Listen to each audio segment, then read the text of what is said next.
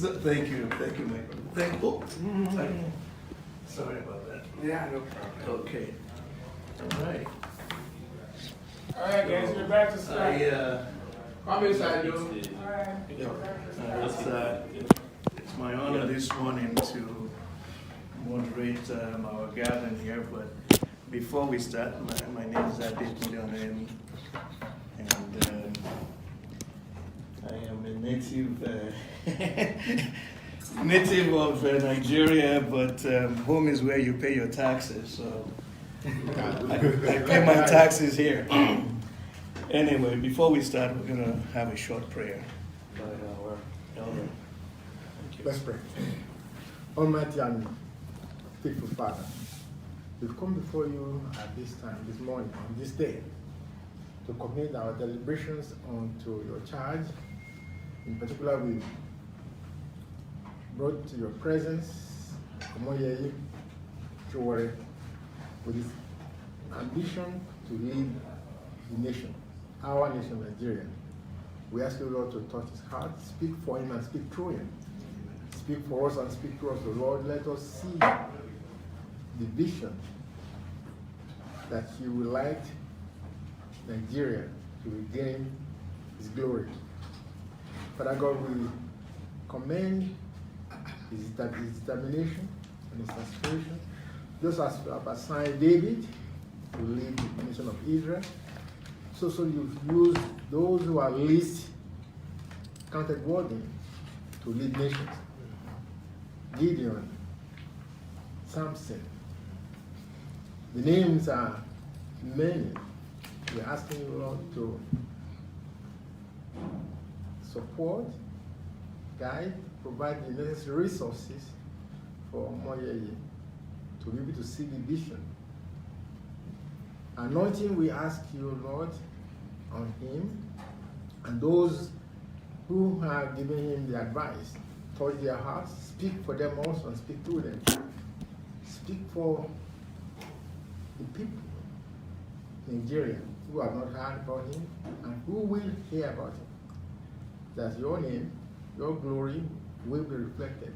And that nation that has been a shining example for the world to see will regain its path and its vision. We ask this in Jesus' mighty name. Amen. Thank you, sir. Thank you so much. Well, before we start, number one, it's good to know who is in the room. So we will have a brief introduction of each person. And Madame, we will start with you. Ladies first. Ladies. I wanted to at least maybe systematically go around the room. So please name, where you pay your taxes, and we'll go forward. Okay, my name is Larry Maforto. I pay my taxes in Canada. Thank you. Which province? Alberta. Alberta. Yeah. Welcome. Thank you. My name is Nuruddin Balogun. I pay my taxes in Chicago, Illinois. Thank you. My name is Faye Yadurujan. I pay my taxes in Chicago. Will you pay enough in Oak Park? Hi, my name is Sade Alderoja, and I pay my taxes here in Chicago. Yes, I'm Babajide Ola Buraimo. I reside in Chicago, Illinois.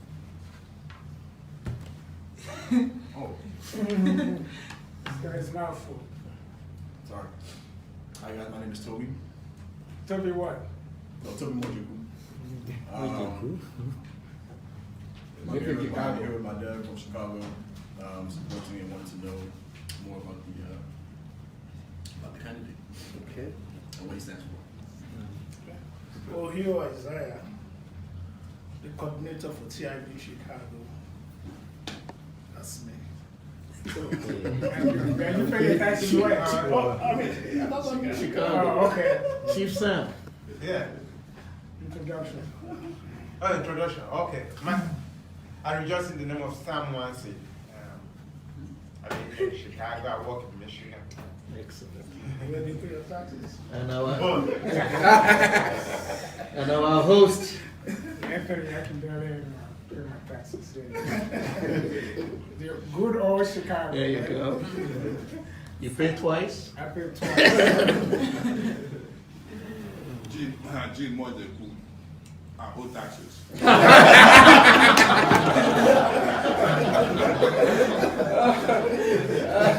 We are all taxes. We are all. Everybody who. And I believe this is where I am obligated to pay tax. Ganeu Dada, Chicago. Excellent. We just Thank you. Olusegun Williamson, Streeter, Illinois. And what do I pay my taxes? It depends. It depends. Sorry, I think you skip someone. Yakindele, Chicago. excellent. Elijah Islander, Chicago. Kolaide, still pay my taxes for now in Chicago. for now. Hopefully, when I become president, I'll be paying in the Excellent. No, you get to be introduced. No. So moving along. Well, thank you all for giving us that personal information. We didn't ask for the social security, but that's next time. So now I'd like to yield to Mr. Obajide Olabrimo to give an introduction of our guest of honor. Good morning, ladies and gentlemen. It's an opportunity for me to take this position to introduce the guests in our midst. But before I proceed, I would like us to look at number 2 in the agenda. If you look at that name, that Y, second to the last word, is L, it's not Y. Okay. So, And the last name too. right. The E is O. Yes. So, it happens to be that it is important to have his presence in Chicago and also in our midst, even though he's planning to go for another gathering, which will be later in the evening. But prior, this morning, we want him here, and then to tell us his goals and his ambition and everything that it entails that he wants to carry Nigeria along into the next year, come February 2019. However, I would like you to know that he's an activist way back in his high school and college days. He's always fighting for justice. He's always on the rights of the less privileged, and he has done that through some other politicians, and he has also worked against some government in positions like people like Babangida, the wrong IMF. He fought against it, and then after graduating, then he started his own his social media in New York. He's been doing that for the past 13 years. He also used that media as well to also work against all the cabals in power in government in Nigeria that has been disabling Nigeria for so many years, 50 years so to speak. But I can guarantee you all that he has the temerity to face anyone in power. He also has the dexterity, which means the knowledge to challenge anybody. So I would like to say that we should give him a chance, give him support, especially financially support. That's the reason why he's here in Chicago. And I would like to introduce him, Mr. YeleSowore. And on February 2019, you become the president. Yes, thank you. Thank you. Thank you and welcome. Thank you so much, son. Thank you. So, we've had an introduction, Yes. and now we want to hear from you. If you will give us the honor, we will appreciate it. Thank you very much. If you don't guys And don't welcome mind. to Chicago. Thank you. Let me just stand up briefly. I'm very delighted and happy to be here. Thank you for the invitation, sir.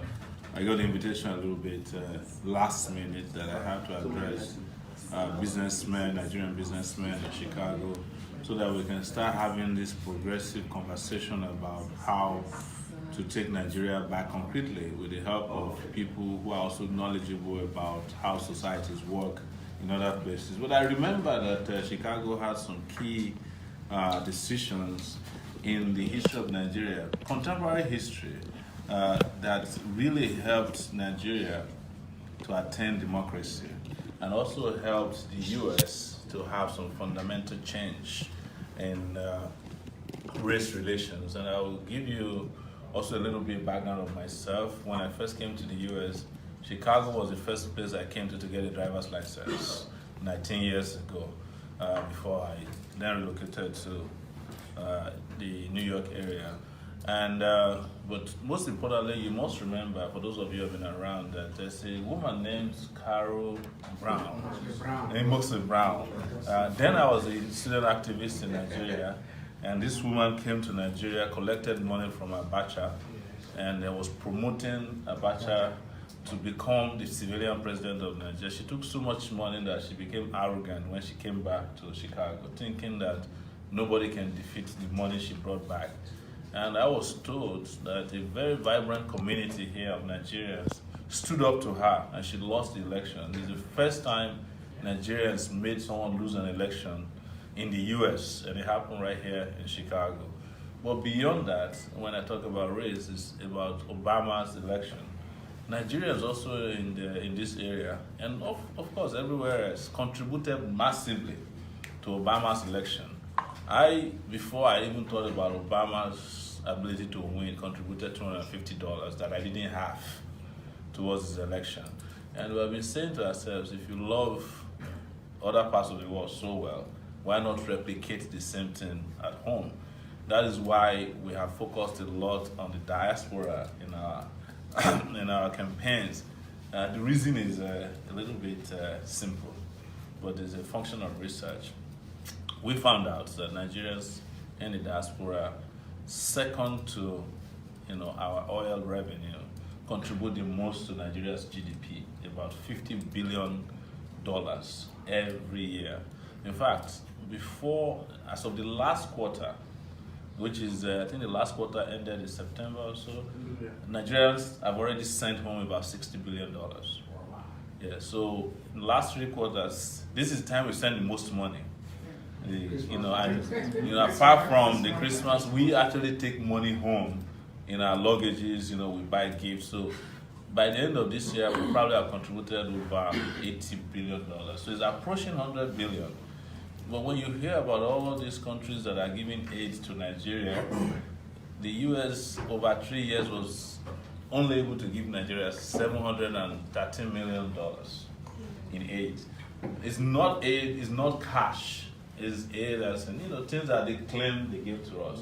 So if you think of it, do we really need foreign aid when we have foreign brothers and sisters, sons and daughters? No. But we need to energize and mobilize our people, not only to contribute to this endeavor, which is important, but also to start thinking creatively on about how to go back home and fix Nigeria. Because most of you are the ones fixing the other parts of the world. You're using your sweat, your skill sets, your knowledge, you're using everything you have, your Nigerianness, which cannot be defined psychologically, economically, or mentally, but there's something about being a Nigerian that is, very, very unique. So this is the reason why I decided to come here today, to not only exchange ideas with you, to tell you, comprehensively how we intend to discuss Nigeria, so even start having thematic conversations. When I mean thematic, everybody has been speaking broadly about what they want to do for Nigeria in this election, even though we have one of the most comprehensive agenda, which is in 10 places for Nigeria. There's nobody who is running for election in Nigeria who is speaking of breathing life through data, through engagement, through interaction with Nigerians. And the truth is that a lot of Nigerians are also not looking at data so much because hunger has destroyed whatever is left of their strength and our ability to process or engage with data. But our brothers in diaspora, sisters in diaspora care about these things a lot. They want to hear the nitty-gritty of what, if you say you have a housing policy for Nigeria, this is a place to discuss how many units of housing do you need.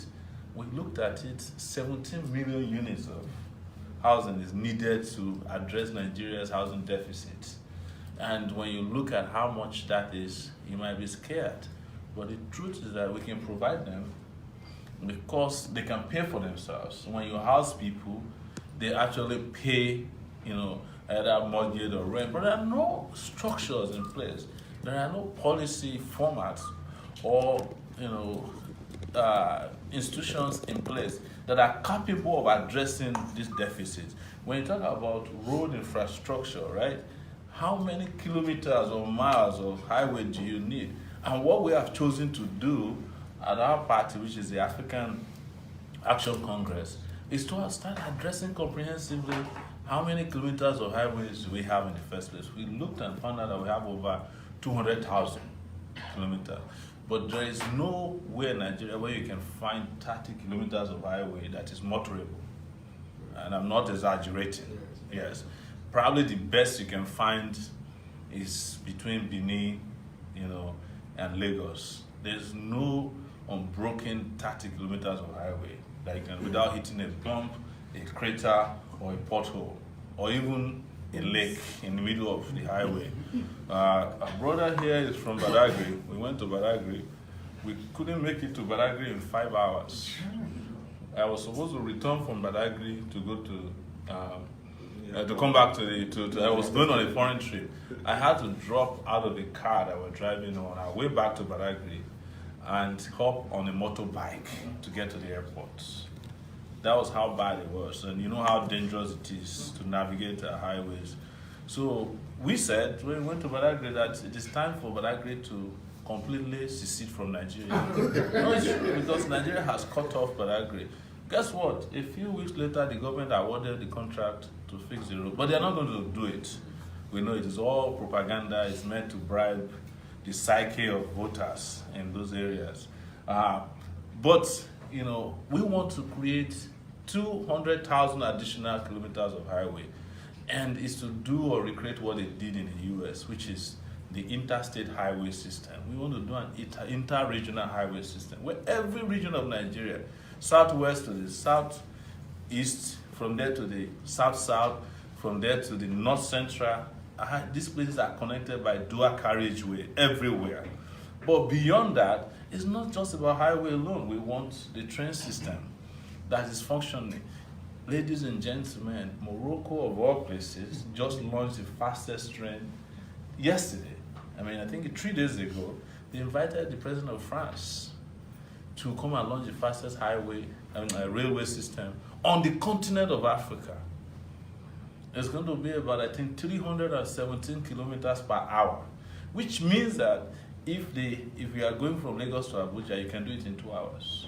Right now, it takes 12 hours. That is if you pray before you left home. Make it down there in one piece.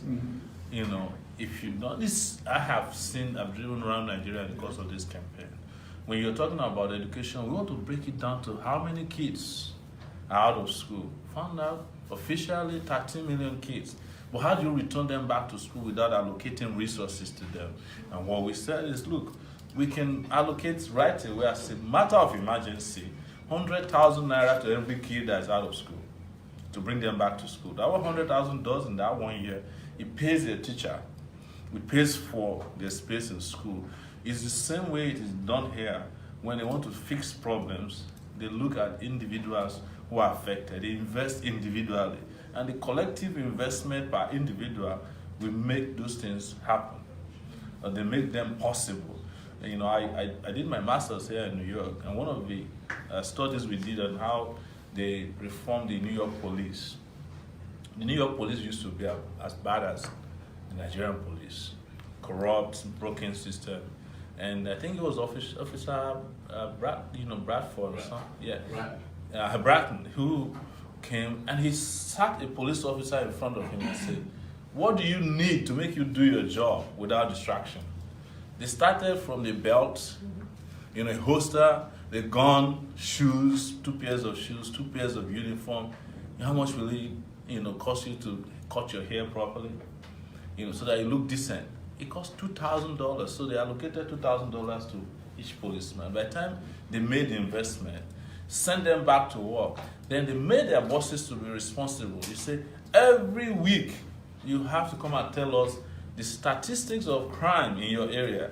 Anybody who is having problem with crime, we have to leave. It will be clear to you when others are presenting. So now there's competition. And when they started what they call CompStat, which is the computer statistics of crime in the city of New York, then they were able to situate crime within policing. Within such a short time, they moved on from the officers to say, how many officers will fit into a car to make it possible for them to carry out an arrest? 2 officers. The back of the car then became the temporary detention of a suspect. And that was how New York City, the NYPD, became a police force to be reckoned with. It took the ingenuity of one man to fix it. And consistently, that became an institution that, even without a person with a name now, the NYPD became an institution that can fight crime effectively. Still, they are unable to fight crime as well as they should. I'm just giving such as an example of the same things that we need to do in Nigeria. Not necessarily to recreate that, but to use our own objective conditions right there to fix a lot of problems. We have the money to do this. Somebody will tell you that, look, oh, there's not enough in Nigeria. We don't have resources to do this. We do. Because when you talk about resources, it's not only about your budget. You're talking about the resources that are available if you open up your system so that people can come in with it. Think about people in the diaspora, for example. You want to go home and do business. So many of you even want to relocate home. Some of you want to go and build houses. You want to do wonderful things at home, but you can't even think about it when you travel home once and at the airport, you can't even make it out of the airport as normal people would do. When you come back, you swear that you are not going back to Nigeria again. But imagine that the society there is open enough. What will happen is that we will double our revenue back home, because now you are frequenting home. Each time you go to Nigeria, you don't spend less than $2,000 before you come back. So imagine that you are now doing 10,000, because you can go and come back. You can go and be safe. You can go and invest. You can go and get a mortgage to build a house. You can go and even volunteer your time as a doctor, as a teacher, as an architect. You can go and do a social experiment that you want to build, 1 million houses. And you can find officials of the state who are receptive to the idea, not the ones that will steal your idea and point a gun at you. If you don't leave my office, I'll kill you. Those kind of things. So this opens up the Nigerian space. And if you look at the raw materials that are available, you look at the labor that is cheap enough for you to carry out what it will cost you $50,000 to do in Chicago to build a nice house. It will cost you $10,000 and you still make the same.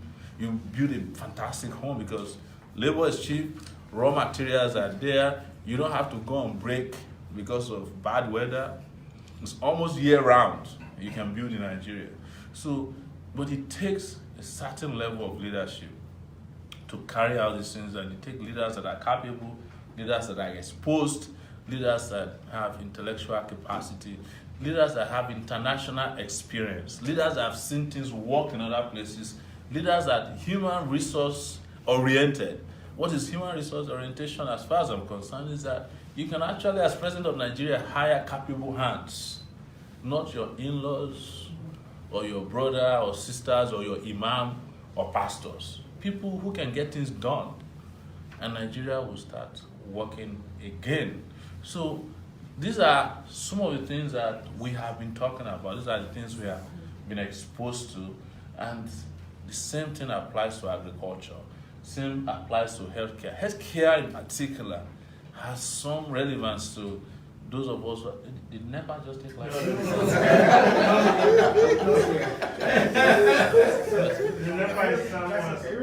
All right. I was scared. I said, "These guys followed us here." So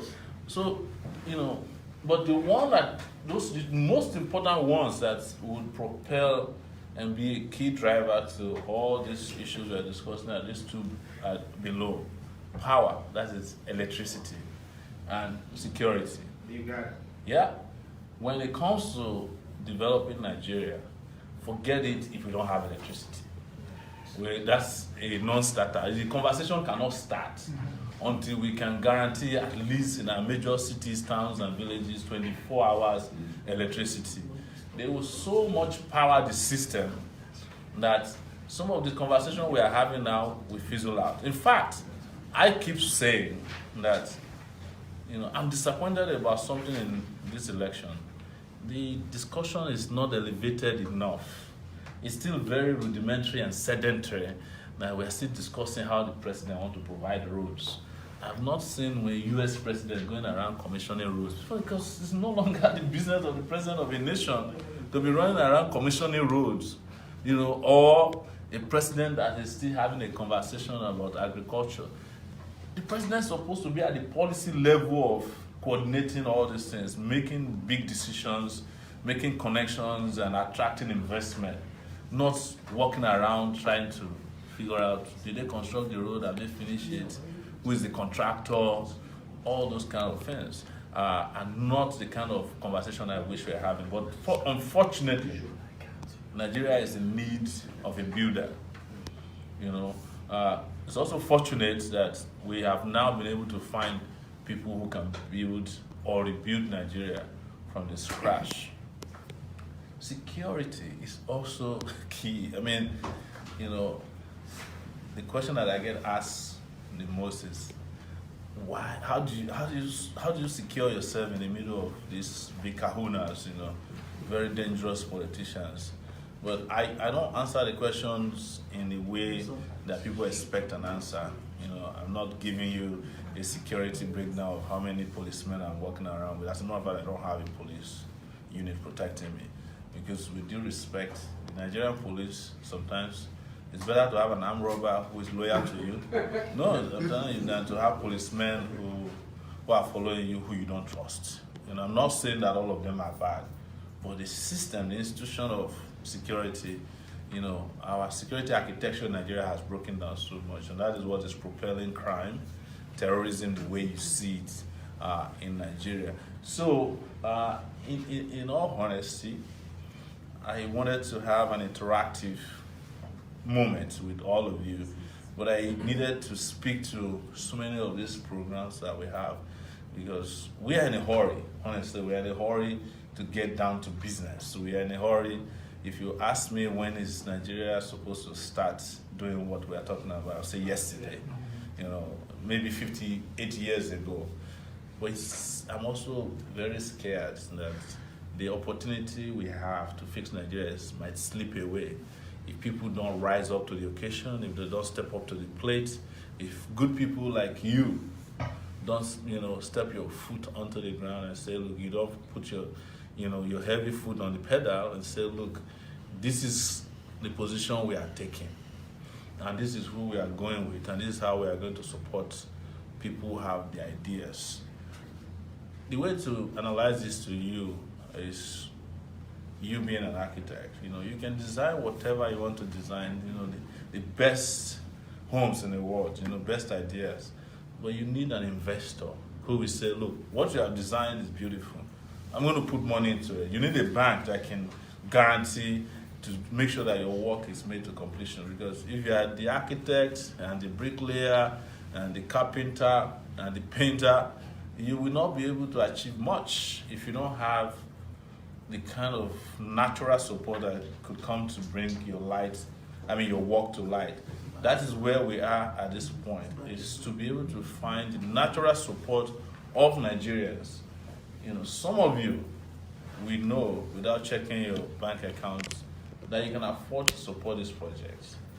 You just haven't made up your mind because some of you have supported big politicians in the US who have won election without asking for a contract after that, without even asking what they did after that. It's just out of your own personal convictions that's driven you to that. We need you, and we need you to talk to others. We need a reenactment of the Carol Mosley Brown scenario, where Chicago can lead this movement of Nigerians working assiduously to take back Nigeria. Is the reason we made our time to see you today, because we know you can do it. What do we need? We need just 10,000 Nigerians to give us $200 each. You know, I think there are 60,000 Nigerians in Chicago alone. That's the last time we checked. The population of Nigerians, both official and unofficial, living in Chicago. Chicago used to be the most prominent Nigerian community based on political activism. You know, based on professionalism, they said it's Maryland, the DMV, that is DC, Maryland, Virginia area. But in terms of, you know, activism, regardless of whether they are professional or not, Chicago has some of the most, you know, very, very visible Nigerians who are very vocal. One person told me, I think it was Jesse Jackson's aide, when I was trying to reach him, and I said I'm from Nigeria. I said, you people are irrepressible, you know. You know, it doesn't matter who they are, taxi driver, you know, professors, doctors. Every Nigerian got an opinion about something, and it's true. It is true. So that's why we're here. That's why I'm here, and I also want to hear from you a lot about what you think we can do, because you know we don't have much time on our hands, but most importantly, we have the conviction that we'll win this election. Nigerians all over the world are tired of the old guys. They're tired of the old cargoes. It is not the fact that they are old that is their crime. It's not an offense to be old.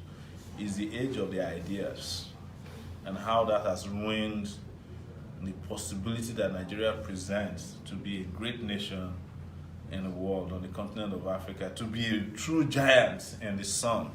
It is those things that have, you know, galvanized and crystallized the movements that we now lead in Nigeria that has become very popular. So, hey, I want to thank you once again for having me, and look forward to a very fruitful conversation. Well, thank you for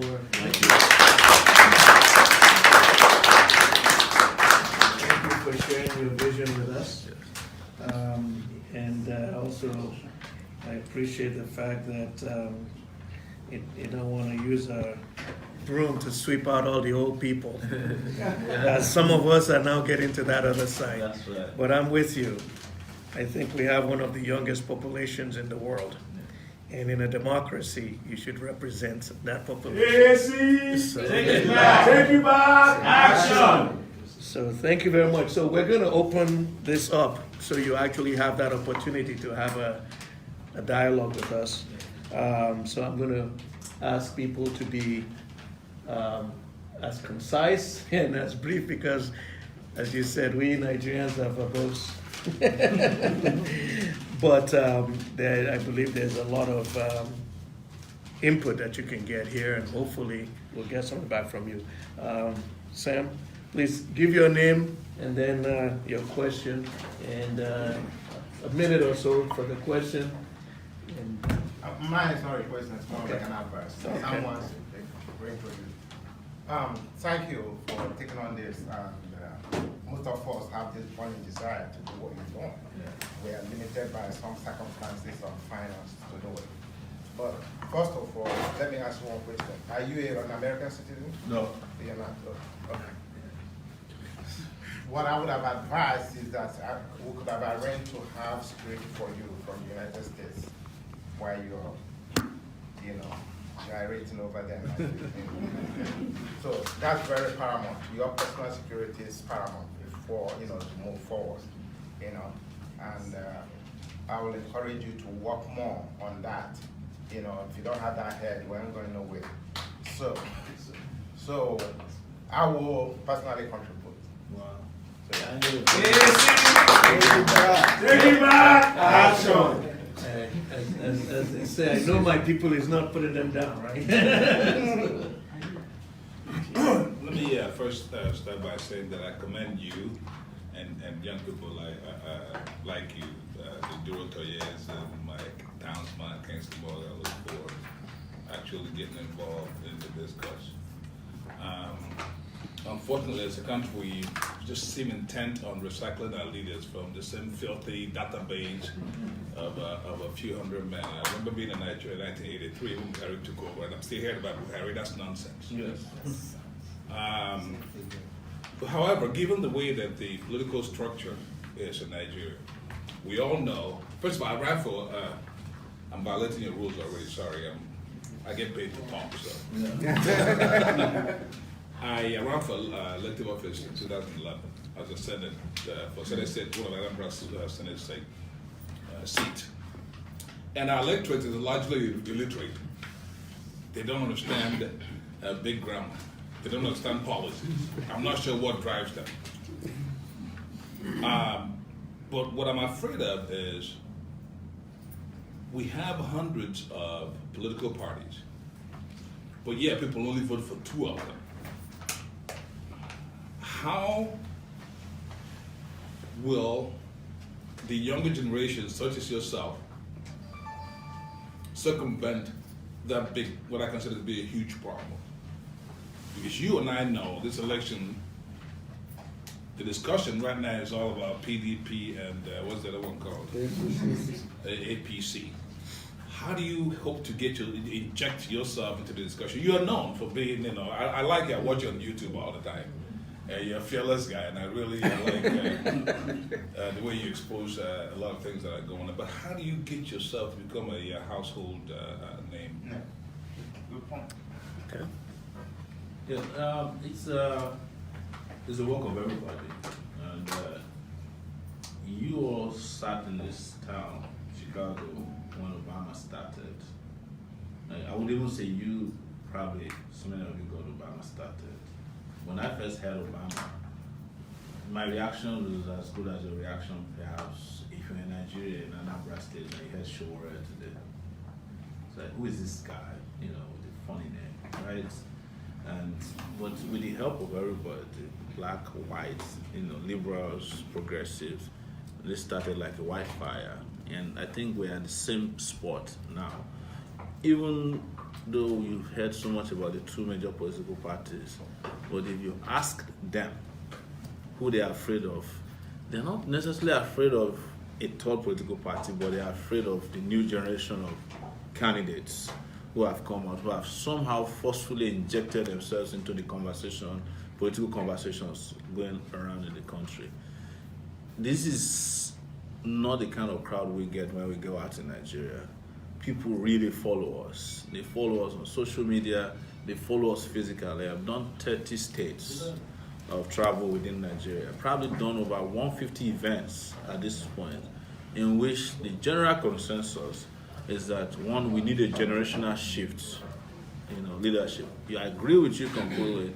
There is a largely huge swath of uneducated, illiterate electorate, but they are also tapping into what the educated people are talking about, because I think for them, hunger and poverty is a form of education. It's becoming a college degree that you must study if you are to survive in the country. And because of that, we're having a leeway. Another advantage we have had is the power of the diaspora. A lot of the diasporans are pushing for a candidature. They are even in some cases adopting cities and states and funding independently people that we didn't even know or have political affiliation with. Because the truth is this, if we want to compete with these guys with money, we will be in the dust by now. They would have completely eviscerated us. But imagine how, with less than $100,000 raised so far, we have been able to become part of the conversation. What I'm trying to say is that it now behooves on people with conscience, wherever they might find themselves. This includes you. Because having run for Senate, you have a small constituency, you have a small group of people you talk to. Conversations are going on a daily basis with illiterates and literate people. There's cross-fertilization of ideas, and you just need to keep injecting this into it. And we've gotten to a point now where there's that realization that there needs to be a generational shift of power from the old cargos, the guys who were around in the 80s, 90s, 2000s, who are still around with us. People who have had political positions and responsibility who failed miserably delivering on those things. People are asking those questions, and we're getting a lot of input and support. For example, as you know, $2 million, which is what we are asking for in terms of public donation, is a drop in a bucket, even if you are running for governorship of a state in Nigeria. It's not enough on election day to pay polling booth or polling unit volunteers. It's not enough. But what we have had already, which is amazing, is that already people have taken positions around polling units across the country. They are just reaching out to us on their own. I'm in charge of ward so. I will be in charge of so place. Or people telling us and said, oh, my brother who is in Germany just paid 5 of us to be campaigning and be in the polling units in our area. And that's how this is spreading. It's the kind of Obama renaissance that we're having. But does it need more push? Definitely. Can we do better? Well, we can, because elections actually, the campaign, they lift the lead on the campaign ban tomorrow, officially. So up until now, we didn't have the right to publicly campaign. And up until a few weeks ago, I wasn't a candidate, I was an aspirant. But now we have a political party, and our party also have a number of candidates running as senators, governors, as State House of Assembly members, and in Ondo State, we are participating in their local government election as well. So this is our own way of showing that we are all over the place. But again, finally, it is important that all of you, all of us, get involved in energizing the new base, and particularly directing the conversation the way you opened your statement, to say, look, we cannot continue to expect progress if you keep recycling the same old baggages, in this place. Nigeria is not going to make progress. We cannot expect a different results when we are making the same mistake every election cycle. Thank you. Thank you for. There's a boy there, don't ignore him. He'll be next. Yes, you'll be next, fella. And thank you for all your aspirations and your foreknowledge. You mentioned that the Carlos Brown and Obama thing. There's, I think Jane, myself, we were part of the people who raised money for Obama, even before he was known. Yeah. He was a local organizer. Yeah. He didn't grow up in Chicago. Actually, I lived in Chicago before Obama came to Chicago. Wow. So he was running around the neighborhood. We were following, we knew that this guy got something on him, that we raised money for him before he became the presidential candidate. He ran for Even before he ran for I'm going to go down to, he ran for congressman and state senator against Bobby Rush. He lost woefully. Bobby Rush trashed him. Then he went back and regrouped. And then he became, we were one of his foot soldiers. He acknowledged us in his book. Yeah. and we used to have an organization called OMBP. And we raised, he came to our organization as a guest speaker. Yes. We invited him, he came. We gave him a reception. Even that, I'm sorry. Anyway, we did that for him. And he became known, and he has an idea. And he has people who believe in him. That's one thing he has going for him. And he was very fortunate. He came out at the right time. And I think, again, you are coming out at the right time. Take you back. Take you back. Action. But there is a lot of work that needs to be done. One thing that he did was, I believe he was the very first candidate to use his technology to galvanize the masses, to donate money, number one. I don't know, do you guys have GoFundMe page? Yeah. No, actually, is this TIB, is it registered in the United States? Yes. Do you have, 501c3? Yeah. Yeah, they just registered. Okay. But we have GoFundMe account. Okay, so we don't know, so maybe. And GoFundMe, we raised over $96,000 GoFundMe so far. Okay, that's a good step in the right direction. So he was the first one to use that platform to galvanize the people. And hopefully, as they mentioned that the Nigeria has the most young people between the ages of 25 and 40. Yes. So, I mean, you have to be able to reach these people. And when I was in high school, Atiku was the head of U.S. Customs. And now he's still in the government running for the president. When is the time for young people? I mean, like 3 generations of Nigeria have been wasted. Yeah. So I'm sorry, I just very passionate. Even Utomi came here in 2004. We organized, we raised a lot of money for Utomi. A lot of candidates from Chicago who raised money. But the point is that this is a big task to undertake based on the political structure and organization in Nigeria. So, how are you going to overcome, number one, the foot soldier, and number two, use this internet now, again, I believe my kids has what's called Instagram and WhatsApp. I mean, all this other thing that I don't use. So. Twitter. You need to Twitter. This Twitter, I've never tweeted in my life. So I believe maybe have you been able to, use all this platform to get you to become a household name, like someone has said, and that, I need to. Yeah, this is a very quick way. We're doing very well on social media, but as you raise, in Nigeria you need foot on the ground, and we have been able to, we have figured out how to mobilize students based on, young people, based on our antecedents as young student leaders that's been around for over 40 years, 30 years now, doing mobilization of young people. We did it during June 12, very well known. There's ample evidence on the internet. If you do, you see it. And a lot of people are following us. What has been our major problem, of course, is funding. If I had someone who could call us aside and say, this $2 million you're looking for is here, go back to Nigeria and show us what you can do, you will be shocked, we'll probably at that point spend less than $2 million and we'll come back with a lot of change.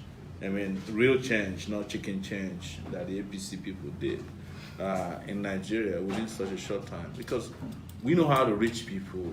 We have been able to galvanize and mobilize all these young people.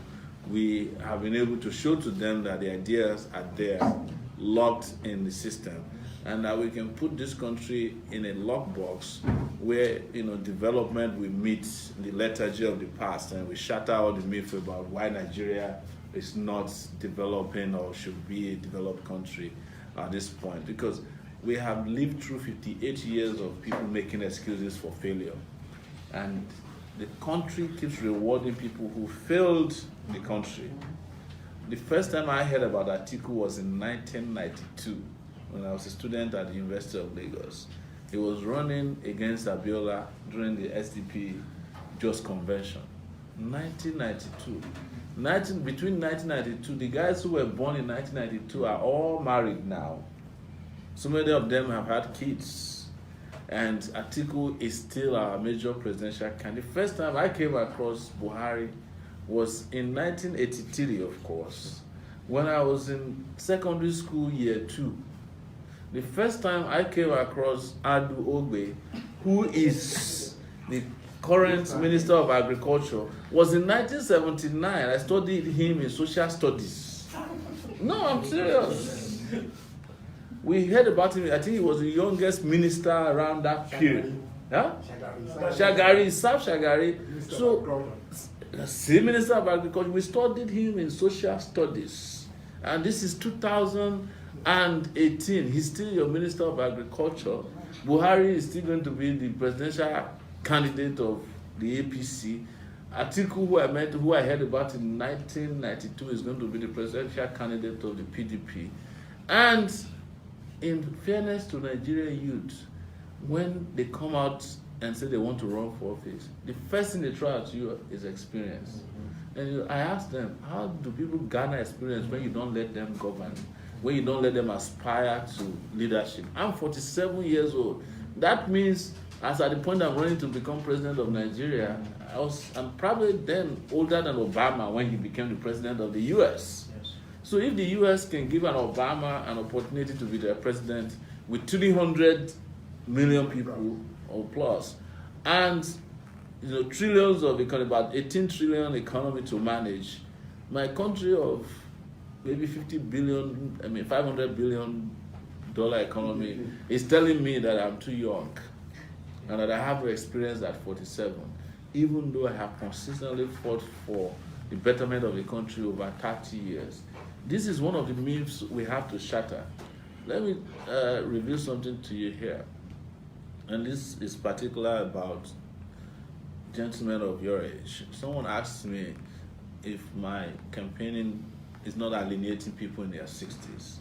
And I said to him, this was in London last week, in the UK last week, that people in their 60s, they owe us an apology. Yes. That they did not stand up for us when they should. So anytime we're asking for a donation of $200, you owe us $600. Take it back! Action! No, you mentioned something that, again, I tell people all the time. When you look at all the people who actually started all these nations, even Nigeria, the Azikiwes, the Awolowos, and they were in their 20s and their 30s when they did that. It's always been a point of contention. As a matter of fact, I had the conversation with my honorable architect there. He said, I don't want to speak to anybody under 50, over 50 who wants to run for this office. That really it should be those young people who still have a lot to give. The advantage that some of us in our 60s have is that we actually saw a wonderful Nigeria. Yeah. We can point to a Nigeria where the trains ran well, where we actually traveled by railways, and it was the best accommodation you could have.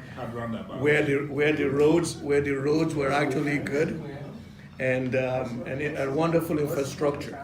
So anyway, I want to give our young man here his opportunity to ask his question. It was not really a question, it was a comment. Okay, that's welcome. I felt like the main goal. What's your name, sir? I feel like the main goal is to get the popular vote. The popular vote, I feel like, is one of the most important parts in the election. So just to get anything done, sponsorships, anything, just will help us get the popular vote when it comes to it. Just getting the goal when it comes to money and everything. Wow. And social media. Just if anybody could download any of the most popular social media will also help us with the popular vote. Wow. A campaign manager.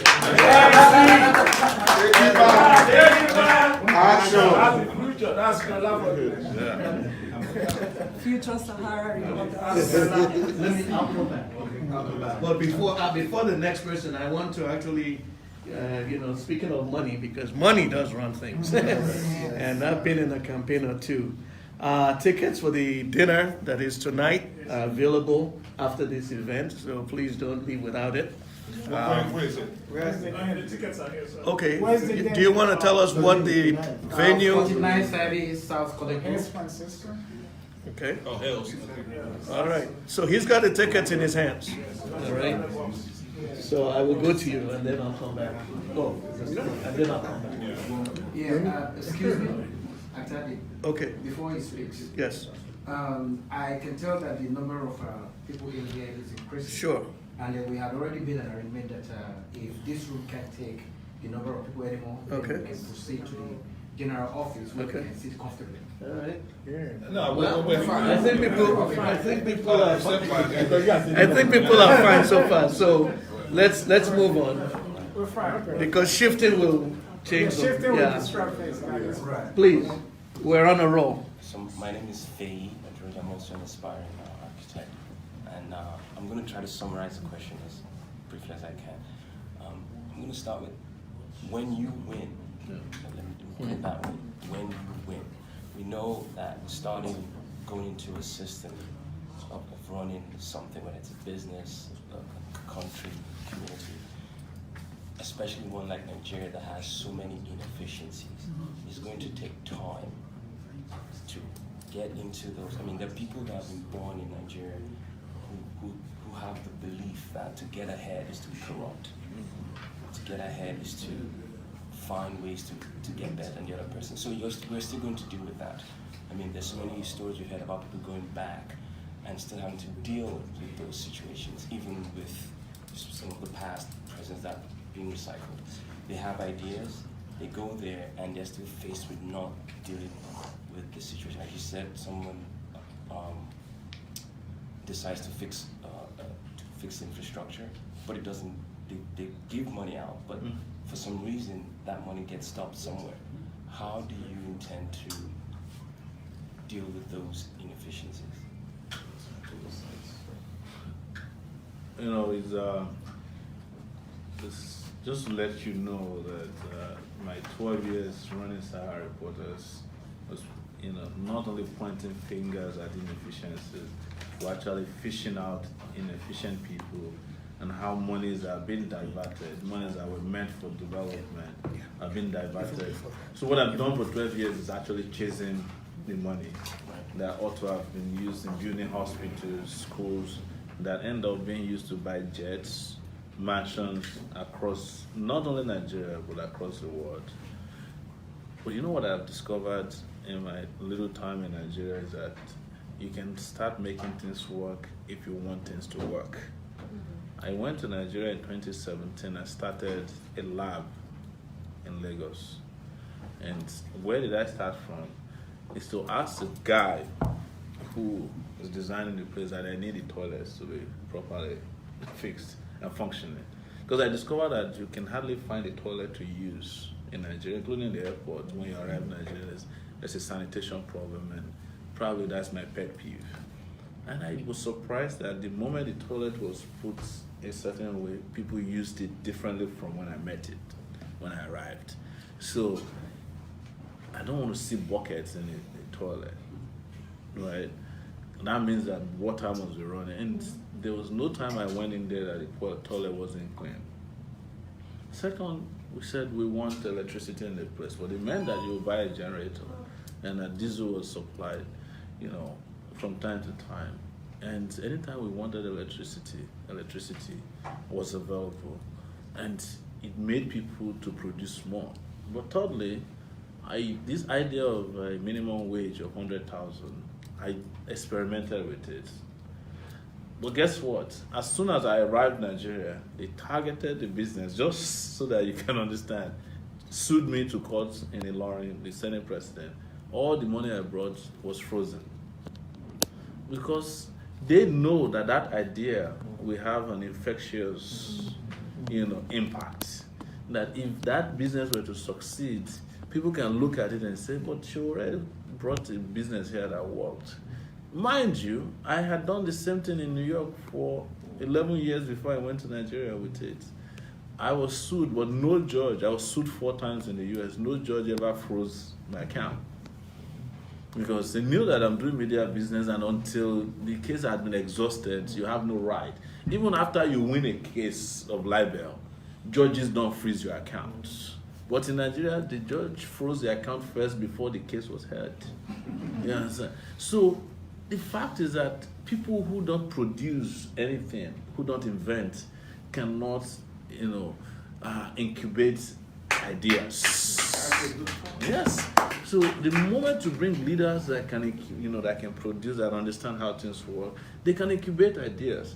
I tell you, for example, anytime I'm passing through the Nigerian airport, which is the Muritala Mohammed International, and I travel through the place frequently, I wonder why Nigeria cannot maintain 4 toilets. Yes, the nation of Nigeria cannot maintain 4 decent toilets at its biggest and busiest. There should be nothing less than 20 toilets in that place, but there are only 4 that I know of. Each time we cry, they'll go and give a contract to do another one, but go inside the place and film it. Someone has used a paper sticker to wrap something there. The paints are not what was originally brought. The first, toilet seat is always different from the body of the toilet because there are different suppliers. Mm-hmm. The person supplying the bowl is different from the person supplying the toilet seat, or the person supplying the bowl at the back or the pipe. And you are wondering, why do Nigeria need contractors to buy different things that you can buy from one place? So the moment you start eliminating these kind of practices, and it all boils down to leadership. It is the leadership that Nigeria doesn't have that Ghana has got now that brought some of the best terminals to Ghana. Have you not heard about Ethiopia? Ethiopia just launched an intra-city train system. Where do you think it came from? It came from leadership. They are building a high-speed rail between Kenya and Ethiopia. And all of the people who have been corrupt in the Ethiopian system were just rounded up recently because they are the ones that have been impeding the progress of that country. It's leadership. The moment you have leaders who can make these things work, at least some basic things will start working immediately. Lagos was used as an example because Lagos has a paradoxical thing. Whenever they want Lagos to work, Lagos works based on Tinubu's interest. If they don't want it to work, Lagos will not work. But you imagine when they want Lagos to work, how things work in Lagos. The traffic system used to be very good. At the time, it was clean. But when they got upset with themselves, they will shut down everything. That is why nations can also not run on the whims and caprices of individuals. They have to, develop on the platform of institutions that are created over time. But truth is that institutions don't fall from the skies. They are created by leaders who are very visionary, and it is when vision meets action that you have nations work. It's like a spark, and you'll be surprised at how Nigeria can move in a different direction if you have the right leadership next year. You'll be asking, I sat in the same room with this guy. I didn't know that things could work so quickly, so fast.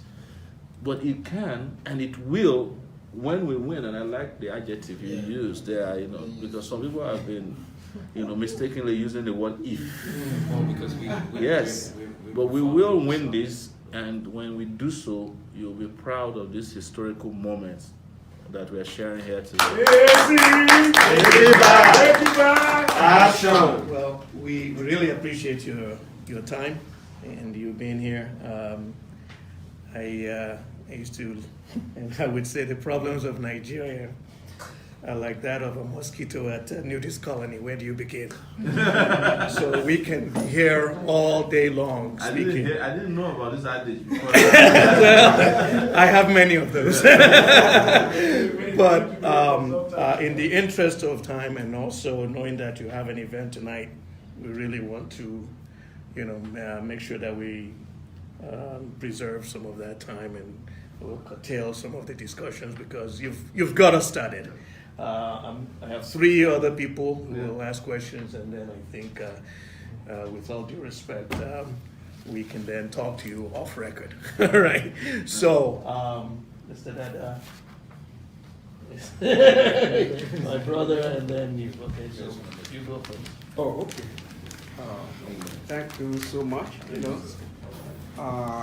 Relatively, I think you've been hitting the right point on your speeches, during your campaign.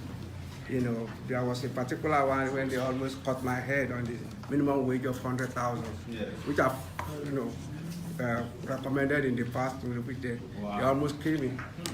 So, and in the Nigerian Diaspora Forum, they still say, how do you want to pay for it? And I say, okay, 100,000 for a graduate, is that too much? That's less than $300. So the question now is, I follow Lumumba, and he said it constantly, which he said in Maryland recently too, that those who have ideas don't have power. Those who have power don't have ideas. And the way Nigeria is right now, I mean, he used himself as an example, that Iran, Yes. but his opposition, Those gathered money. and throw it overnight. And won. And won, So how will you be able to get all other candidates? About 90 or 40, how many of? Well, right now, officially, there are 56 presidential candidates. Okay. Whoa. Yeah. So 56, and so it means there are 54 outside the two major ones. Yes. Okay. I believe seriously that you will have to find a way of getting most of those people, to believe in your vision, which is what brought Buhari to power too, with the help of Abiola, Tinubu. So how do you want to sell your ideas to them, so that they will not break all those people and deliver them to either PDP or APC with the use of money? Okay. Well, this has been ongoing. You probably have heard some efforts being made constantly to bring younger presidential, although there are 50-something presidential aspirants. In our view, there are not more than 4 or 5 that are serious. And that's the truth. Right. In fact, we come across other presidential candidates, and I have to remind them when they're hailing that you're also a presidential candidate. So we just did there now. So the people have come to recognize that. But I agree with you that probably a few more of other respectable presidential candidates can come together and bond together.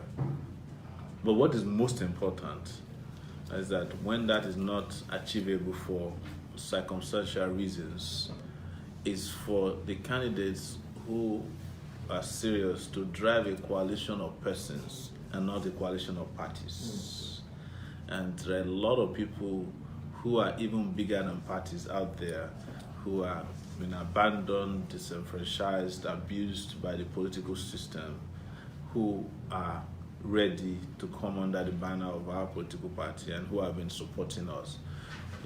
The diaspora, we had a conversation when we arrived here that if there was diaspora voting, we'll be planning for the inauguration by now. Yeah. Because when we tested our strength in diaspora, over 80-something% of people in diaspora support our dream. And they are not only talking about it, they are acting upon their desires and aspirations as well by investing at home. In fact, the joke now is that people are calling home and say, if you don't vote for Sowore, I'm not sending you money until you vote, things like that. But people are serious, because even when we were mobilizing for PVC, the diaspora played a major role in making sure that people at home went and collected their voters' card, or they were registered as voters. So these things will happen. But I believe, and this is important for you to understand, that the way we are driving this conversation, the energy we are bringing into it, the stamina, the policies that we are driving, the conversations that are going on, will make it very clear to others who are still operating under the radar that a coalition of this nature will need their help, and they will naturally fall in. Because with due respect, we are distinctively different, because our messages are pretty revolutionary. And a lot of the candidates, younger candidates, are not willing to offend the system. They are navigating cautiously. But our position is very clear. We have very clear position on minimum wage, on the power sector, on the cabals ruling the country, and the elder statesmen who think that we should come to their living room to come and ask for their blessing. Institutions of traditional and religious connotations. We are very clear about how we want to relate with these power blocks. And some of them are not happy with us, but the majority of our people, the coalition of the willing, are very happy that our messaging is very clear, distinct, precise, and laconic as to what we want to do and what we're about. And that makes me really happy about the way we have progressed. And we have made a lot of progress. Don't forget that of all the younger candidates that are now within the horizon. We came last on the scene. I came into this game in February, March. Several others have been around a year, clearly a year before me, but we have surpassed, everything that needs to be done. We have surpassed them in terms of travel, in terms of engagement, in terms of, acceptance, reach, in terms of diversity, even in terms of using technology in a way that it has not been used before. For example, we are the only candidate in the race using crowdsourcing fund in a way. There's no candidate in Nigeria that has raised up to $90,000 before on GoFundMe to fund an election anywhere in Nigeria. We're the first. So there's a lot of innovative ways that we are doing this, and we'll continue to do it. Again, we seek your support, and you'll be surprised. Yeah. Thank you, Thank you, for your vision and your aspiration. And of course, I've been studying politics for a long time, both Nigeria and here. My question is this: how do you intend to get into the tribal politics?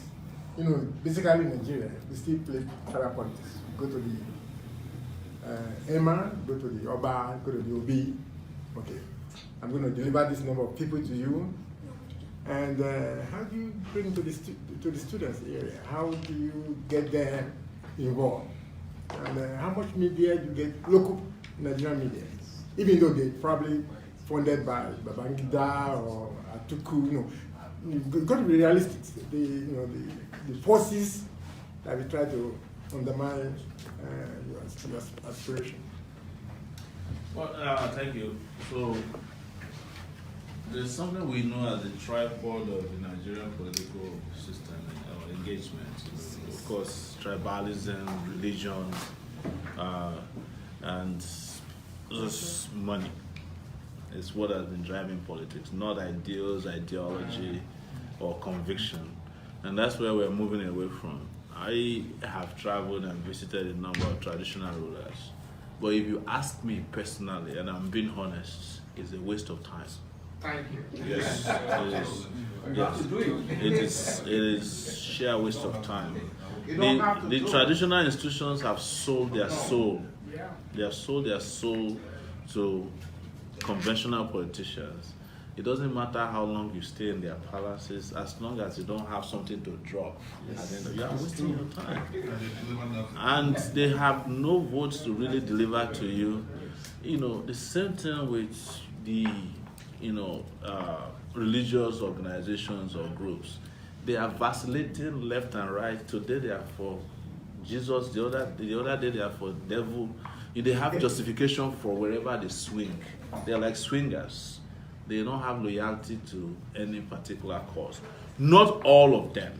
There are still people within the religious organizations that have conscience. So, but there is also a place for the critical mass in the country that we have never explored before.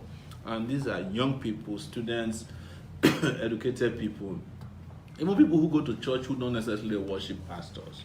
There are a lot of independent thinkers in the country, but we've never paid attention to them because we always thought that, if you don't go to the mainstream media, nobody can hear your message. The question is, what is mainstream these days? What used to be Main Street media has become mainstream. I led the movement for, a diversification of media in the country, and it has paid off today. I have not put a billboard anywhere in Nigeria, largely because I cannot afford it. Yes. I have not done a single radio jingle or paid a reporter to interview me. But the little that we have done is circulated all over the place. I give you an example. My visit to the Emir of Kano, Sanusi, who used to be central bank governor, was circulated all over the country, simply because, not because I visited, but because of the content of the interaction we had. The interview I had with the Minister of Communication, Shitu in Ibadan, or Minister of Miscommunication, as I like to call it, went viral, not within the mainstream media, but within the main street media, which is driven by internet. And it was a defining moment for our campaign of the yearning for generational change in Nigeria. So as much as I love to spend money on local media, I would rather that we keep developing new outlets for reaching our people. I will tell you categorically today that WhatsApp is the biggest billboard in Nigeria. If you can get your message out there, translated, in small bits and pieces to people, put in Yoruba, Hausa, they send it, it circulates faster. When I started my campaign, I put a small poster on WhatsApp. It went viral. In a few days, everybody's calling. That's how I started. And I then had all these local media people lining up, can we interview you? And that was how some of the interviews came about that went viral. But truth is that the moment they saw that we're becoming visible, the people who own the local media reined them in. You no longer get the invitations like you used to have them. Even when you do, they make it clear that you have to drop something. And I don't have something to drop for anybody. Exactly. So we've been having that struggle. But it's a good struggle to have, because what will happen that in the process of this development that we're having, a new media culture will also emerge for campaigning that cannot be interrupted by people with what we call long throat in Nigeria, or people who feel that they command how you enter into the media space and how to muzzle you out of it. It's the same way Sahara reporters came about. SARS and ladies, when we started, everybody made fun of me. How are you going to do it? Who are you? Who is your father? Who do you think you are? How are you going to campaign? Where will you get the money from?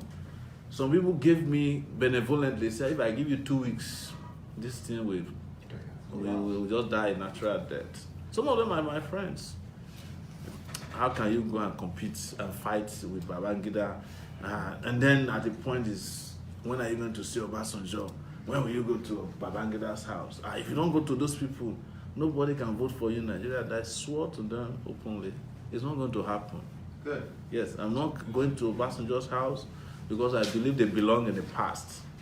And they must be retired into oblivion. Yes, sir. Take it back. Take it back. Action. So finally, Just a quick comment. You need to talk to your coordinators, because obviously I still have a small setup. Yes. From my foray into politics some time ago. But I can send word out. Okay. To them and help you the best that we can. I had a question for you. They had this coalition of parties. Yeah. They don't tell you much. Is that correct? Yeah. Are you part of that? No, I wasn't. So what happened? You're not part of that. It's called PACT. PACT is what it was called. Yeah. So they had the coming together of younger presidential aspirants, and I attended the first meeting. But I made a suggestion, like when I got there immediately, that it's not necessary to have presidential aspirants determine the fate of who would become presidential candidates. Why don't we wait and become presidential candidates of our respective parties first, so that we can weed out all the, wannabes. And they rejected it, and I pulled out, and I didn't participate beyond that. So eventually, Durotoye and Mogalu went to others, and Durotoye defeated Mogalu at that event, and Mogalu pulled out, saying that he cannot accept Durotoye's defeat, and so that's how PACT ended. Another one took place recently, which is still ongoing. I cannot comment on the outcome, but what I told them is that we are probably entered injury time, so changing of players may not make some of the best, but every effort that can be made to narrow the number of serious contenders against these old cargoes is welcome. Even if we don't have, a single candidate, if it comes back to saying, okay, there are 3 left, and we are 5, it's between now Buhari, Atiku. You can Atiku hallucinate as you want, but Nigeria is not going to go the route of. Nigeria is not going to go the way of Atiku, or you call yourself a Buharist, whatever it is. There are clear, distinctions between the old guards on one side and the younger candidates. In fact, it doesn't make complete sense to have one single young candidate, because what if they crush one person last minute? These guys they're not going to be playing the moment they see that the fight becomes very strong. But most importantly, what I keep telling them, and this is my final word, is if you are going to fight against these people, put your best foot forward.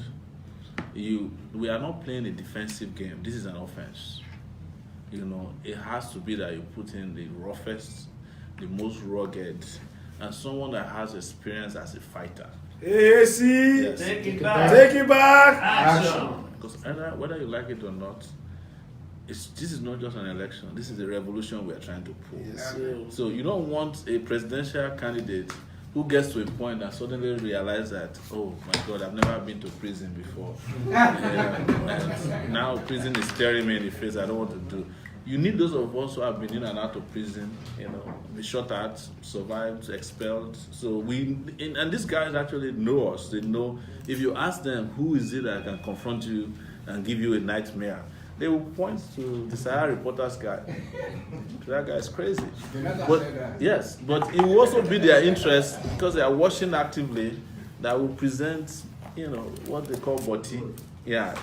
Someone who's like butter, who will melt, in front of fire. So that's what I tell them, that is the holistic truth about how to approach choosing a young candidate that will confront the old guys. Well, thank you very much. Well, we try to prepare. I think we can Okay. another half an hour. So, right. Yeah, another half an Who? hour. Okay. And the young guys.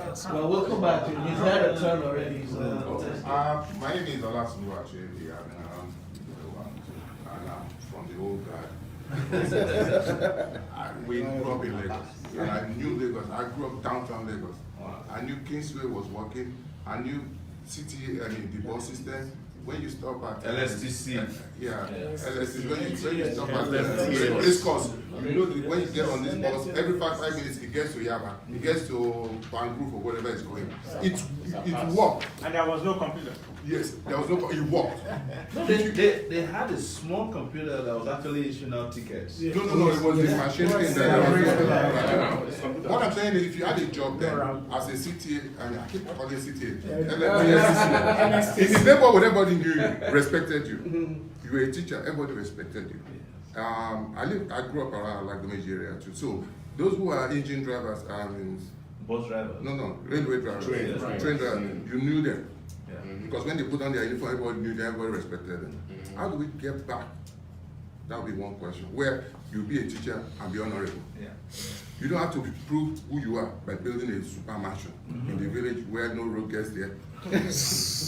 Again, looking at when I grew up there in Lagos, you go to anybody's house, you go there and drink water. The quality was guaranteed. We grew up in Lagos. We saw that. We'll run around, get to this house, put water in put your hand by the tap, water will flow. What quality was there? We never worried about quality. Now he builds his house, we don't even know the quality of water in his house because he dug borehole.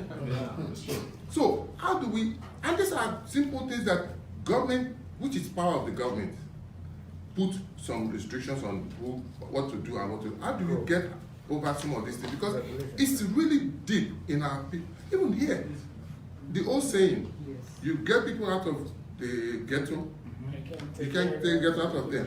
Here in Chicago, here in America too, you see a lot of Nigerians. You can get that Nigerian thing out of them.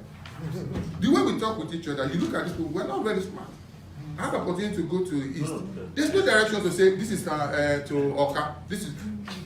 I was in Sowore this year. We were going to Oka. We were just going around and around and around.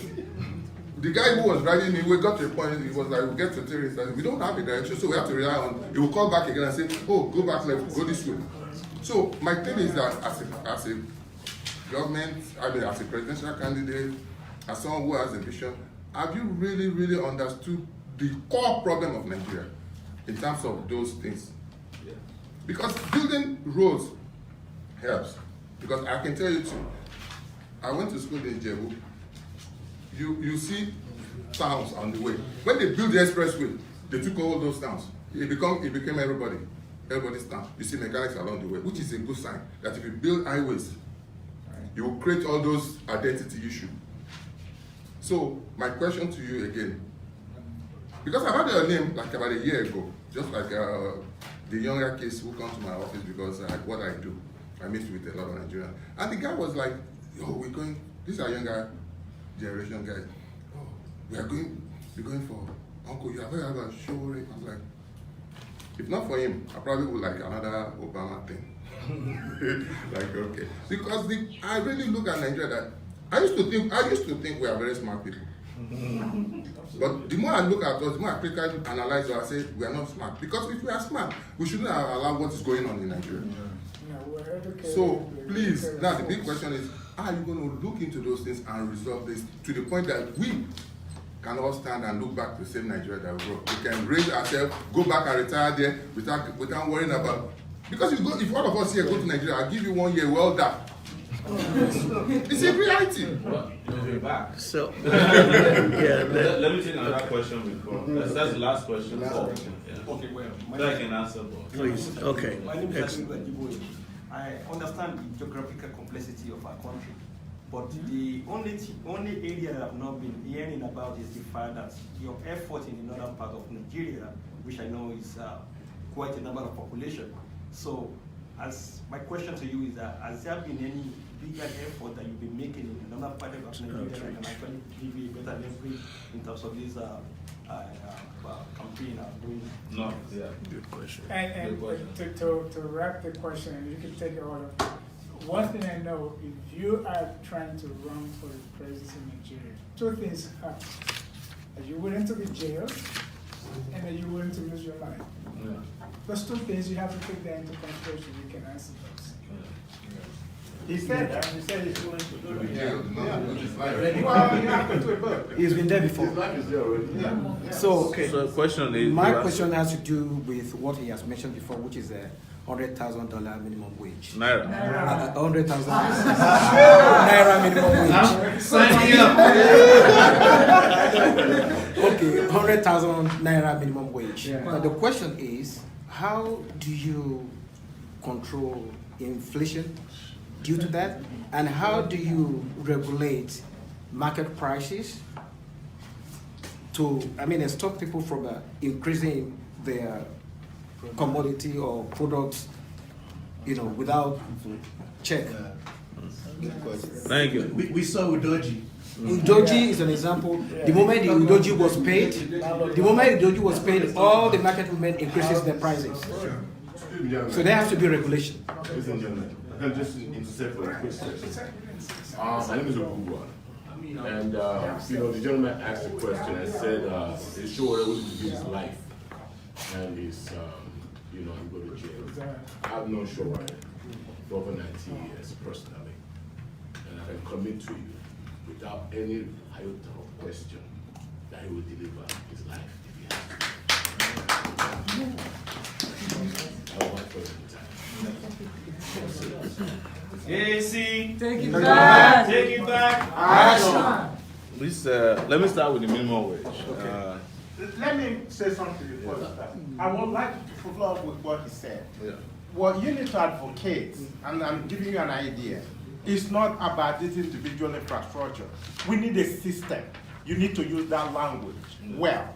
It's system of everything, infrastructure, system of governance, system of health system, system of power.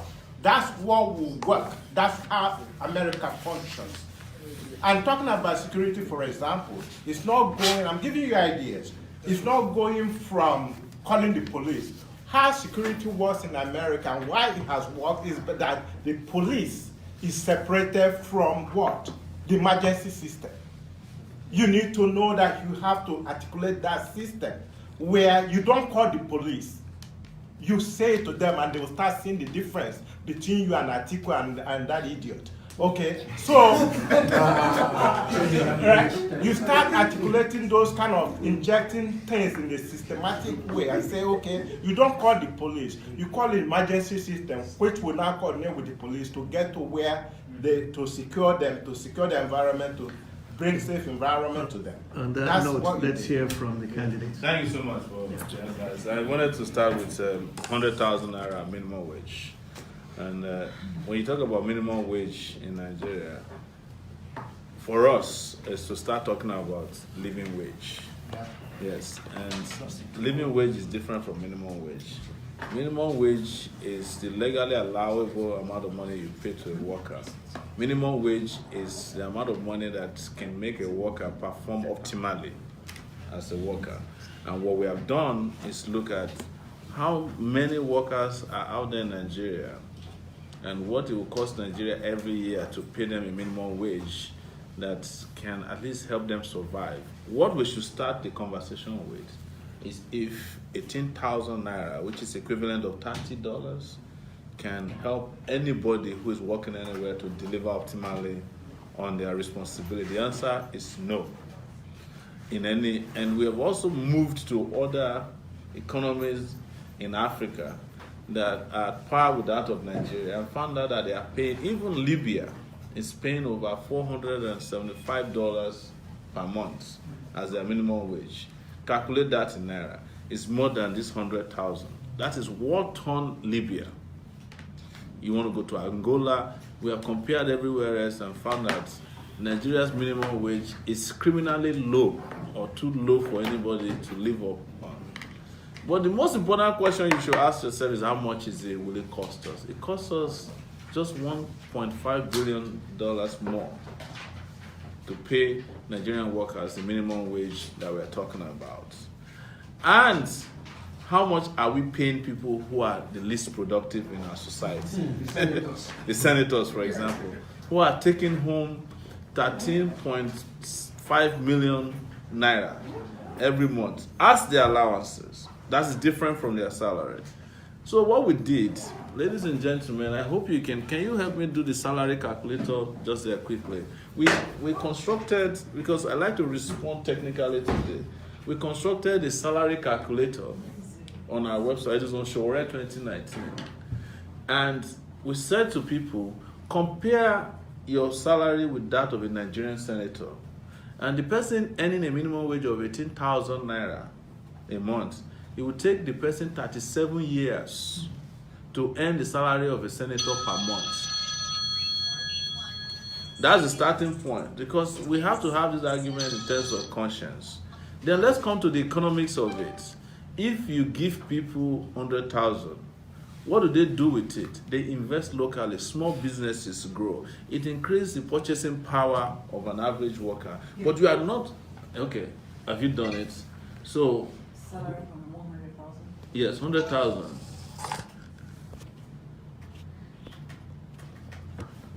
Compare with Oga Senator in Abuja.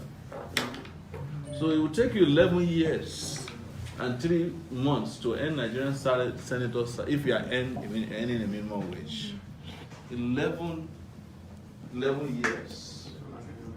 Yeah. And then we compare to that of South Africa. In South Africa, they earn 16,000, they earn 16 million naira more than you in a year. Ghana earns 6 million more than you in a year. Kenya earns 7 million more than you in a year. Niger earns 7 million naira more than you in a year. Zambia earns 5 million more than you. Mauritius earns 9 million. Morocco earns 13 million more than you in a year. UN earns 27 million more than you. Canada 24 million. Mexico, Brazil, Europe, United Kingdom 25 million naira more than you in a year. But you can say to yourself, the comparison may not make sense for US, Canada, and other places. But it does make sense that Niger is doing better than we are doing. Niger, yes. So I'm breaking this down to you.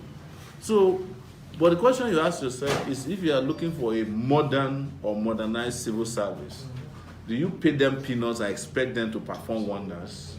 Definitely, you are wasting your time. So if you want productivity, if you want to eradicate corruption, motivate people. I think somebody mentioned it here just now as we're having this conversation, that what will it take for people to do what they need to do in Nigeria? With that, what will it take for a customs guy to let you in without asking you to drop your palm oil when you are leaving Nigeria for them? it has to do with how you motivate and incentivize your workers. It is because they have to have self-esteem based on, but as long as you don't pay them, you can put all the rules and regulations in place. You can put cameras everywhere. People will still beg at the airport because it's it's an existential threat. The salary of a Nigerian worker is an existential threat to their own existence. They have to send children to school, they have to go to hospital. But most importantly and finally, this has to come with other sectors. You have to improve power, you have to improve productivity in the country, everything else has to improve for this to be meaningful. But do you know that if Nigeria's Naira were to be strengthened, 18,000 Naira would have been equivalent to 56,000 Naira if the Naira had value. So this has to do with also making sure that the Nigerian currency is strengthened, such that 18,000 Naira, if the Naira was exchanging for $100 Naira to $1, it would mean that the minimum wage is even higher at the same rate.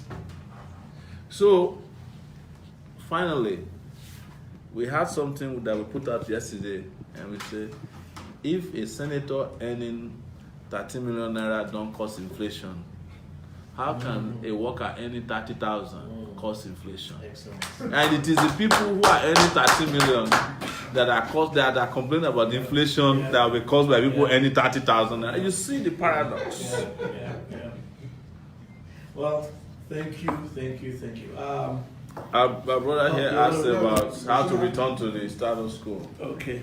I hate to disappoint you. We cannot go back to the old past. That's obsolete. We need to move forward. Yes. You see, I would love for you to still have Kingsway, right? But we need Mall of America in Lagos, which can cater for the population that expanded. We need a technological-driven water system. We need a train system that moves faster than what I went on the train in Lagos about 3 weeks ago. If you look at the internet, you will see my video. It's the fastest moving train in the world at 13 kilometers per hour. Locomotive is still there. Actually, my idea was. No, I'm not disputing your idea. I understand what you're asking If for. you walk, what you just said clears the air. Yeah. What you said is that whatever matters is not the Naira. Yeah. It's what the value you can purchase. Yes. And the whole idea is if you work as a custom officer, teacher, yes, CTA driver, you should be able to take care of your bills, send your healthcare. That's the whole idea. I understand, sir. That's what I'm trying. And respect within community. That's absolutely. Thank you so much. You're welcome. Absolutely.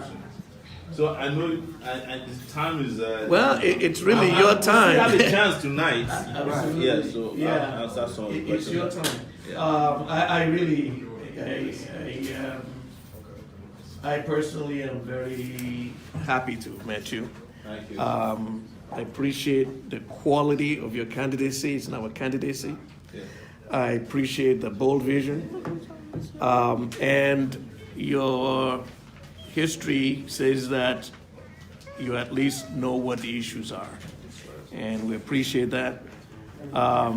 There is a commitment. We don't want you shouldn't have to die in order to leave, But there's a saying, I have many of them, but one I will live with you, and the Americans around here will appreciate it, that in a ham and egg sandwich, the chicken is contributing, but the pig is committed. Yes. So, we all want to contribute. We don't want you to be the pig. But for those who want to contribute, candidates, I've run for office. I've run for office in Chicago where people were talking about security. I needed security. On the west side of Chicago when I was running for Cook County Commissioner. So take care of yourself, please. Don't take anything for granted. We want to see you at your inauguration. Invite you all. You see, and not have to go somewhere else. I wish you well. We wish the party itself well. And money runs a lot of things. And I encourage people to dig in and participate. You've been very forthcoming. It's been a wonderful dialogue. I appreciate the contribution of everybody in the room. And finally, the Arabs have a saying, they say, pray to Allah, but tie your camel. Could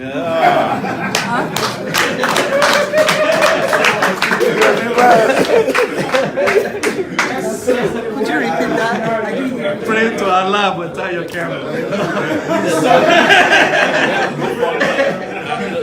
So quick question, people are asking where to donate. GoFundMe, you could write a check in. Write check. Yeah. And put your name, your phone number, your email address that Go can to be the reached, GoFundMe and page. Does your- anybody use the donation amount that you want to donate? If not today, you know, we want you to Promise. So there is a list going around. I have put my name in. So and you tell us what is the events tonight? Yes, sir. 49, 20 South Cottage Grove. 30. 49, 30. That's the Hill Franciscan High School, right? Yes, sir. And we have tickets available now. If you have the tickets, It's $100. It has to be done Oh, yeah. It has popped up already. And cash. Oh, cash, Credit zero, card. credit card. All means of Yes, sir. payment bills. And good morning or good afternoon to all of you. So this is GoFundMe page. Excellent. Yeah. All right. So somebody might get upset here and just make it 100,000. Take it back. Take it back. So, the other question I'm going to talk about, do you have other candidates who's running Yes. parallel with you for state reps, state governors, state senator, and We have our party is less than 3 months old. It was just recently registered. We have about 7 to 10 senatorial candidates, over 10 governorship candidates.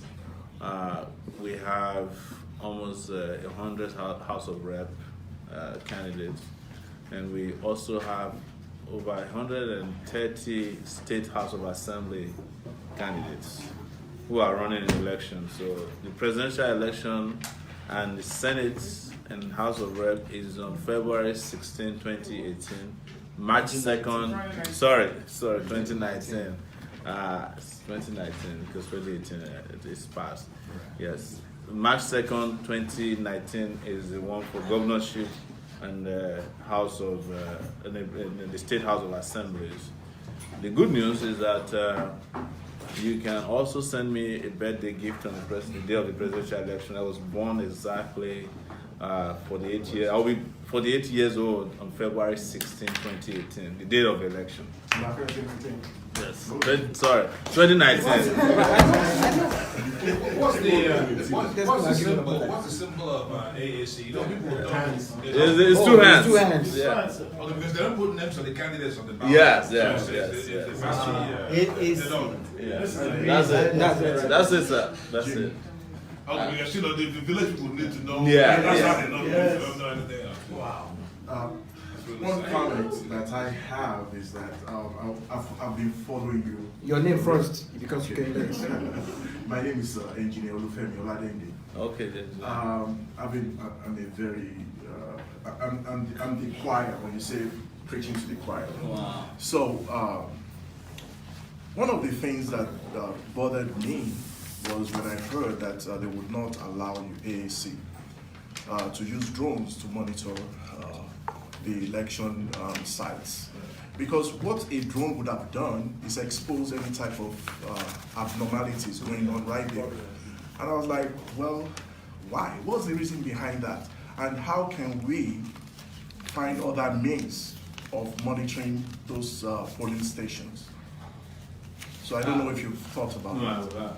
Okay. In the first place, there's no law that says we can't use drones, but they have made it a national security issue. And this is their own way of. In fact, I took a drone to Nigeria that they seized from me at the airport. It's still with them. Really? Yeah, just a civilian drone that I used to monitor the marathon campaigns.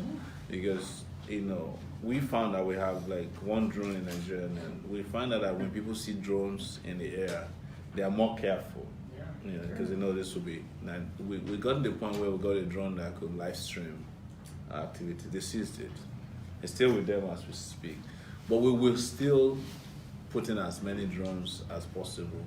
It's just that we won't have the ability to purchase as many drones as we would have loved to. But there's a lot of drones these days that can go for hours non-stop and can cover at least 10 to 20 polling units and deliver results back to us, show who is bribing, so that we can have documentary evidence at the end of the day that this election was free or not fair. Well, we will challenge that. We have already started talking to our lawyers to see if we can, get an injunction stopping them from stopping drones on election day. Because election is the most important national security issue in Nigeria, as far as I'm concerned. A free and fair election is the only way there can be peace. If the elections are not free, they are not fair, the national security will be breached the next day. So we're making that argument. But if you have ability to support us with a drone or one or more, please do so. We will figure out how to get it in while we fight to ensure that they fly on that day. I just bought one. Okay. You can contribute it to us. Actually, I bought it for my own purpose because I was trying to see what's going on with my roof. Wow. And this In Nigeria? In Nigeria, yes. I'm taking it home with me. Don't say that on camera. They will seize it. They'll be waiting for me, right? But where you have to go hire somebody to get an akaba, to get on that high roof. No, I don't want to do that. I'll fly a drone to the roof and be able to monitor it. The average drone costs about $30 to $50 here in USA. Yeah. So a good one. A good one. About $700. Oh yeah, those ones that can. With the one that I have can go 4 kilometers. You can set it up to follow your car until the battery runs out. Yeah. And they're getting better every day. In fact, one of the things we said was that even the herdsmen farmers conflict, it can be solved with drones. You can have a drone following every major herdsman that have 400 cows. And they won't be able to see them because there are drones that can fly at 10,000 feet above sea level. And they can walk the whole day with their battery fully charged. And the moment you send them out, they can return home when their battery is about to die. Even when you are not there, they'll come back to the same place you sent them out. It's simple technology. You cannot believe that Nigerian army or police. I took a drone to a lorry. The police was asking us, "Can we get your drone, please?" We say, "You don't have a drone." It's drone. We're asking. We're talking about petrol. I mean, it was the last comment. I saw a video of someone. Was that AAC that videoed what was going on in Kano? It was a drone. You could tell because that thing was hovering above heads, getting close shots, where they were counting like. And then they run back. Right, 1, 10, 1,000, 1 million. They were counting people. I mean, they were at 1 million before the guy walked a distance of about 20 feet. He was already counting in 1 It's the same people, they will go and run back. And, 1 million votes. Yes, 1 million No, well, votes. it was the primaries of APC for Buhari. Yes. They were rigging it openly. So they had about 1,000 people there. So they will count 1, 2, 3, and they count 1,000, and 1,000 people will run back.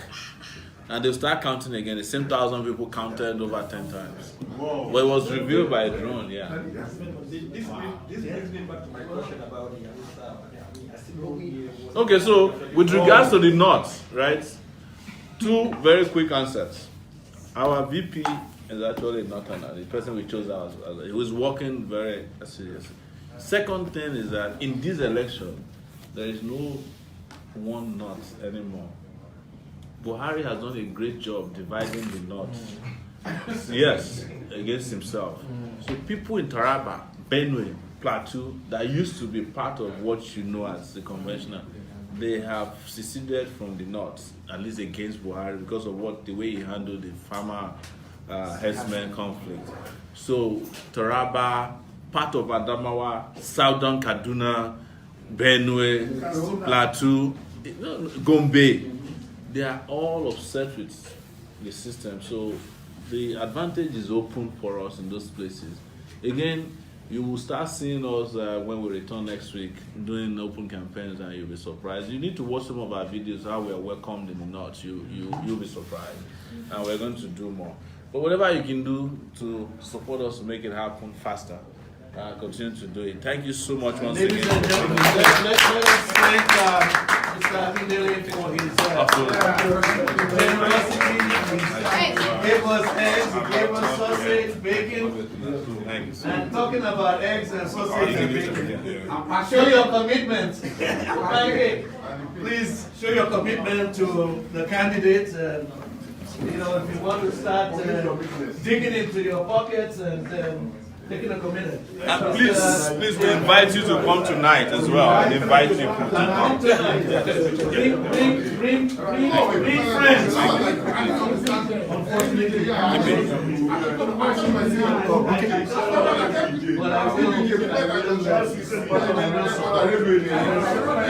Keep up the good job, bro. Thanks.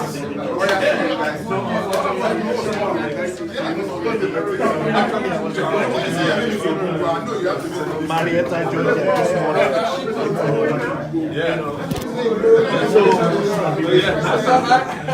How you dressing down? What do you have a camera? No, that's not mine. Wait till the camera's Very nice.